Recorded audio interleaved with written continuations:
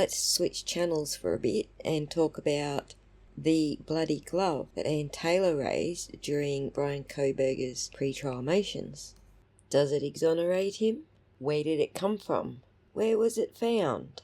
Who found it? And when was it found? I happen to know a lot of these answers already. The glove was found by none other than a YouTuber, more than 11 days after the event. Not just any YouTuber, the same YouTuber who had everybody following the Gabby Petito case harassing some poor guy on Twitter because his so-called investigation led him to believe that that poor guy on Twitter was Bryan Laundrie. Turns out he was wrong and Bryan Laundrie was dead. So did he manufacture that evidence? Many of us, including that poor guy on Twitter, believe he did. Anyway, here's his version of the glove story.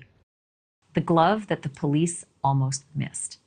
It was dropped, or it was thrown out, outside the home where the 4 college students were stabbed to death in Moscow. And there is a good chance that it would still be there right now, but for a former homicide detective turned podcaster who noticed it while he was actually visiting the scene on Thanksgiving, which is 11 days after the murders. Chris McDonough is co-host of the podcast, The Interview Room, and he is live with me tonight. First of all, I am shaking my head as I even think I'm doing this interview with you. Take me there. Tell me what happened. You literally showed up and looked down and said, "Hello, gentlemen, come over here. Have you seen this?" Is that really how simple this was? Yes, we all heard that right. It was 11 days after the investigation had already been running. And by this stage, multitudes of YouTubers, podcasters, and media had been crawling all over that yard. Yeah, it really was, Ashley. I mean, it was my wife and I, it was Thanksgiving Day. We happened to be up here in Idaho. When he says happened to be in Idaho, he means deliberately was in Idaho, specifically to check out the crime scene for his podcast. And then I looked over and I saw there was an officer controlling the scene sitting in his vehicle. And I looked to the left and I saw that what appeared to be a glove. And I looked at my wife and I said, "Is that a glove?" And she goes, "Yeah, I think it is." And so about where Bryan was standing tonight, I walked over and looked over and sure enough, it was a glove. What a coinky-dink. Just like he accidentally stumbled over Bryan Laundrie on Twitter. What kind of glove was it, and the significance of the kind of glove as pertains to a murder? Well, I can't really tell what type of glove it is, if it's a male, female. And obviously the significance may be nothing, but it also could be very significant. Not nearly as significant as the knife sheath found under the body of one of the victims, which just happened to have the DNA of some complete stranger on it, irrefutably connecting that stranger back to the crime scene. There appeared to have snow on it, so I assumed it had been there for quite some time, at least before the earlier snowfall. I later learned there are photographs of that glove floating online, and you can clearly see it there. Here's the weird thing. I've never seen any pictures of that glove other than the ones he put out there. Not then and not now. And, I was unaware of those at the time.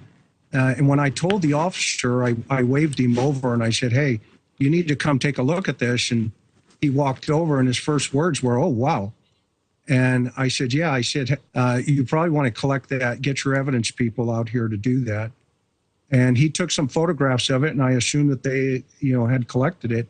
I videotaped them doing it just in case, at least taking the photographs. But yeah, it was crazy. It was just sitting there. And this is, to be clear, it's inside the crime tape. This was not something that you discovered outside the crime tape, but they weren't watching, they weren't looking for it. Do you know what else is in that photo, inside the crime tape area?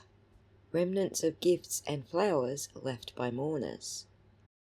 Why is that significant? Because as the ex-detective here who found it well knows, that glove out there on the street could come from any number of passers-by, or any number of podcasters, YouTubers, media personalities, or even partygoers coming and going from the house, none of whom are connected to the crime scene. But you know who is? the one who left their DNA on the knife sheath. And why is that significant? So here's the deal. CODIS users have to adhere to some strict eligibility guidelines before you can enter a profile. And that's because back when Congress enacted the law back in 1994 called the DNA Act, it recognized that the creation of this database would contain genetic data. So they wanted to ensure that only the genetic information from criminal perpetrators was entered. And so the evidence here must be linked to the perpetrator. So, for example, if you have a murder that takes place at a party house, that's what you correctly describe this house as, investigators could seize empty beer bottles. And if there's a DNA profile on the beer bottles and the investigators want to send it up to CODIS, they cannot. It's ineligible because although it could be linked to a perpetrator, it could just as easily be linked to someone who's uninvolved. So they want to protect those who are uninvolved. So whether it's beer bottles or whether it's gloves found outside or handrails inside the house, which may or may not be linked to the floor where the murders occurred, it's the same thing. They're not eligible to be entered into CODIS. Inarguably, protecting passers-by who are not connected to that crime might also extend to the way YouTubers target people and family members based on very little reasoning other than they made up their minds and appointed themselves judge, jury, and executioner. But I do digress.